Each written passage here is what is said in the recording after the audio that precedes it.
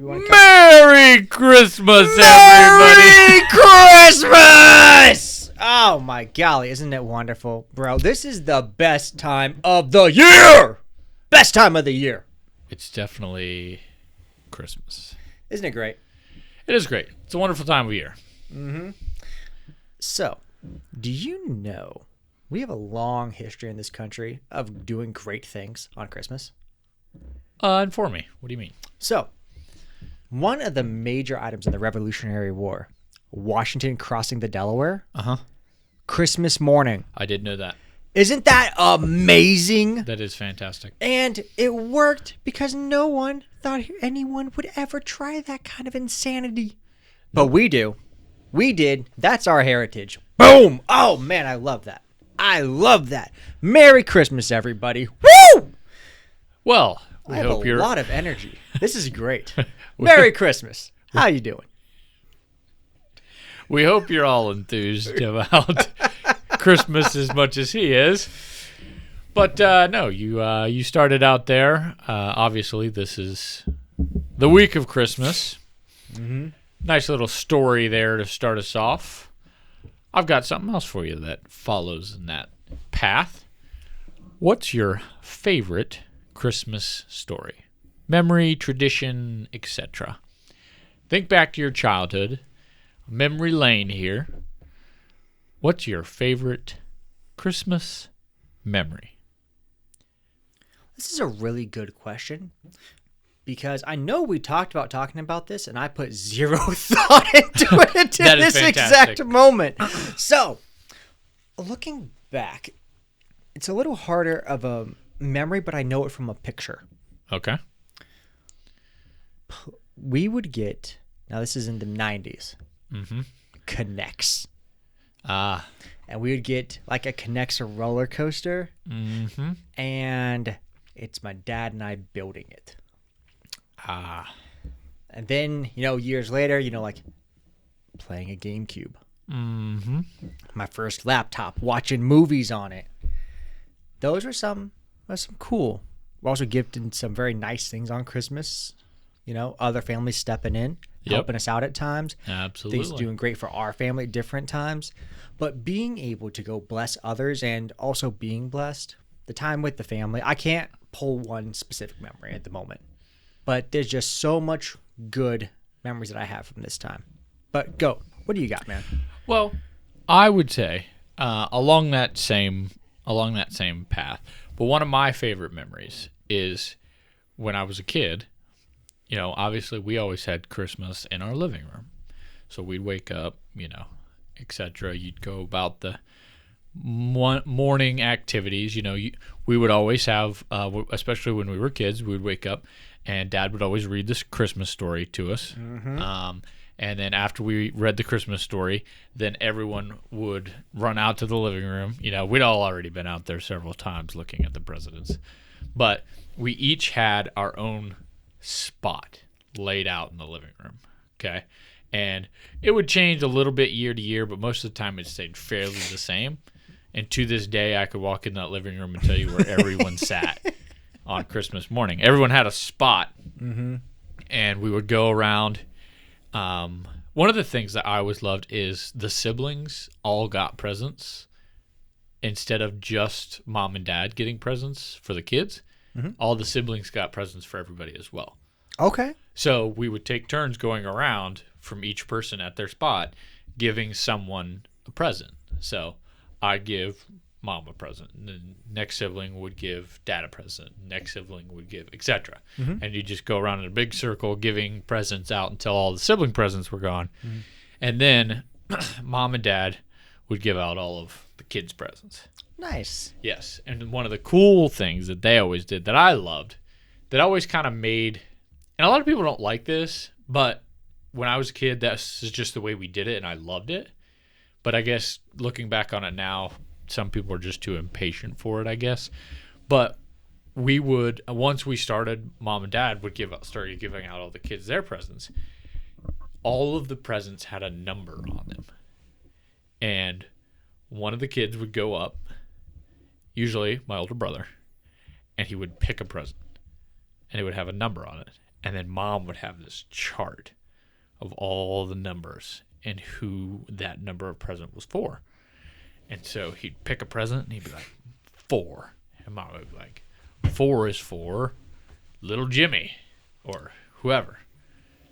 And it just made it take longer.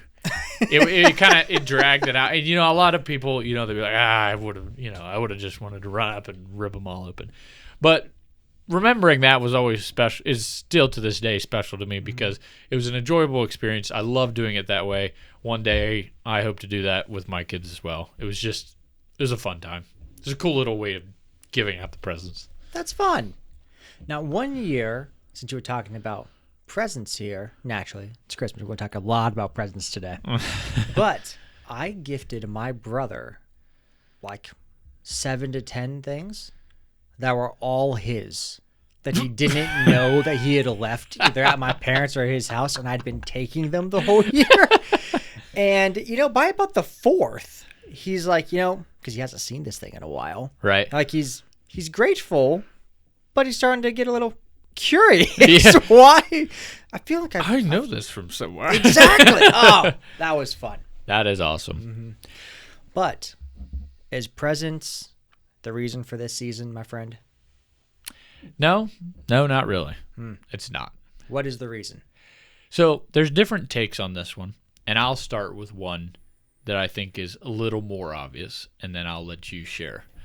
But I want to make a point here that this has been really relevant to me, and I know this is a little bit maybe not so the topic you were going after, but this has been really relevant to me the past week coming up on this Christmas season. Now that I'm older, you know, and I'm not, you know, Christmas isn't the same as it used to be when I was a kid. When you're a kid, Christmas is fantastic. It's amazing. You wake up early. You're all in about the gifts and the presents and the day and whatever. And now that I've kind of gotten to the point where it's like, you know, the gifts and the presents are nice, it really has started to hit me that the beauty and the magic and the best part of the Christmas season is not the presents. It's not the events or the activities. It's the friends and family that you spend them with.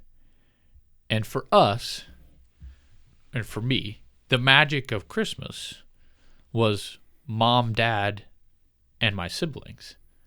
That was the magic of Christmas. They made Christmas, especially Mom and Dad. They made Christmas what it was. It didn't matter what the gifts were. It didn't matter whether we were decorating, you know, gingerbread houses or making sugar cookies. It was the family and friends and spending that time together to make that time count during that season. And I think it's important that everyone take some time this week to realize that this isn't all about presents and gifts. It's about the people you spend the time with. Because without those people, Christmas is really nothing. It's a lot harder to enjoy such a joyous occasion as the one we're celebrating if you're just doing it alone. And my heart does really go out to the people who are not as blessed as we are. Absolutely. Right now, we could each pick up our phones, dial a handful of people. They'd all pick up. They'd all be happy to talk to us. And over the next couple weeks, we're going to get to see them. We're going to hang out and see family, see friends. You mentioned just having them around. I was driving to a Christmas party this past week, and for a moment, so I have a family member who passed on a couple years ago. And for, I don't know, a split second, I forgot that he had passed. And the next half second later, it hit me. Oh, I don't get to go see him this year. And it was real unexpected how hard it hit me. I then went to a Christmas party, talked to my dad, and, you know, It's hard. It really reminds you some of those memories from when we were kids. They're not the same. Nope. It's different. Now you see what matters, what's important. One early memory, I shouldn't say early, teenage. One thing in our family was similar to yours. We all get up, and before the first present is open, at least in our household, we read the Bible story. Yep. We do. I think it's forgive me, I want to say Luke 2, but it might be Matthew, but Luke 2. It's Luke chapter 2. We open it, and I remember I was probably an early teen, maybe 13 or younger, and I was adequate at reading, as far as I can remember, because Dad always did it. Maybe Mom, because Mom does all the fun voices. Yep. But it was my turn. I had earned it. Nice. And I got to read the Christmas story that year. That's fantastic. Yeah, it was a nice moment. Like, hey, yes, this is usually the parents' item, but today, you're honored with getting to read the Christmas story. And it was always before any presents. Yep. To remind us why we are here. Yep. We are here to celebrate the birth of Jesus Christ, Amen. Savior of the world. My family was very similar, but just a little bit different. We always read the Christmas story before any presents were open, but it was always Dad. Even to this day, like this week, when we go over there, it will be Dad reading the Christmas story. And and I look back on it now and I laugh, and it's a fantastic memory. But when we were kids, you were like, would you just hurry up and read it? But he would always dramatize that chapter, and it always seemed like the longest chapter that he would ever read, because he'd be like, and in those days, and he would over dramatize it and drag it out. And we laugh now, but when we were kids, it killed us. But it was a same fantastic memory of Luke chapter 2, Dad reading it before the presents were open, and it's a good way to remember and start the day of, this is really what the day's about. This is what the season's about. This is what the day's about. This is everything, truly. Remembering and celebrating the birth of Jesus Christ. And I think it's important that stays a part of our tradition as society continues forward. But I'm really glad that it was part of mine. That's one of my favorite memories as well.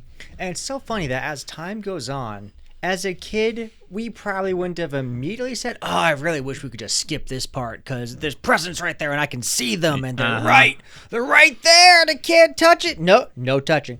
Yep. But now that we're older, we're like, that was really nice. Yep. And I'm sure on my side anyway, we continue that.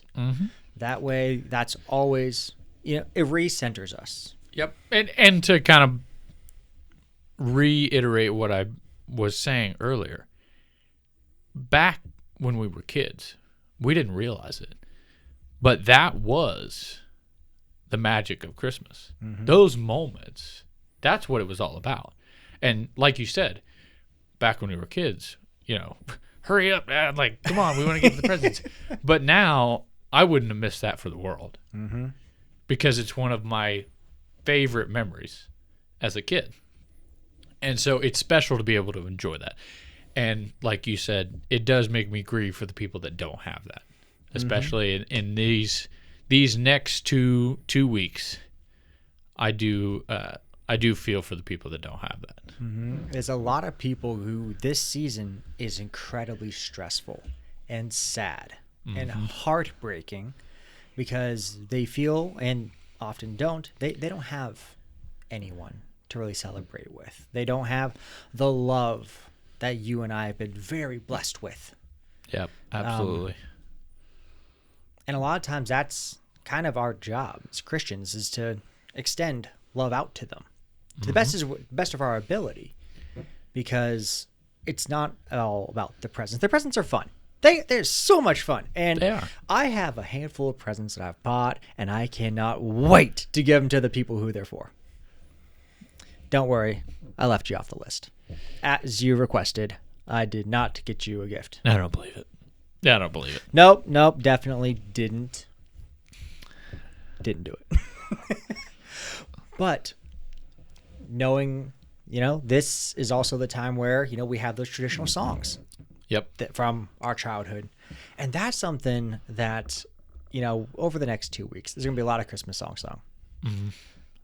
And every time, I've heard complaints of, hey, there's not been any new Christmas music in the last handful of years. When are we going to get the new next classic? Well, it's a classic for a reason. It is a classic for a reason. Mm-hmm. What is it? Santa... it's not Santa Claus Rock. One of those songs there. The little dancing Santa here. They don't need to ever update that. You need to click the button. The Santa needs to dance. That's it. Yep. But those next songs, if, let's say we were to change some of the classics, Mariah Carey. And they have, you know. But the next generation, they won't know that classic. Yep. And all of a sudden we're more disconnected. Yep. So before we go in, it's like, oh man, there's no good new Christmas movies. There's no good. No, hold on. And enjoy the fact that it ties you back to something else. Enjoy that all the way back. Mm-hmm. Really helps bring it all back together here. Oh, also, one thing I hated as a kid. I'm sorry, schooling. The Christmas music program. Oh my. Miserable. Yeah, but look at what you learned and grew from that experience. Oh, I'm not talking about anything I learned. I learned nothing. I learned how to not like it. No, but I was thinking, would that be something I'd want to keep going? Probably. Because if I suffered, future kids have to suffer.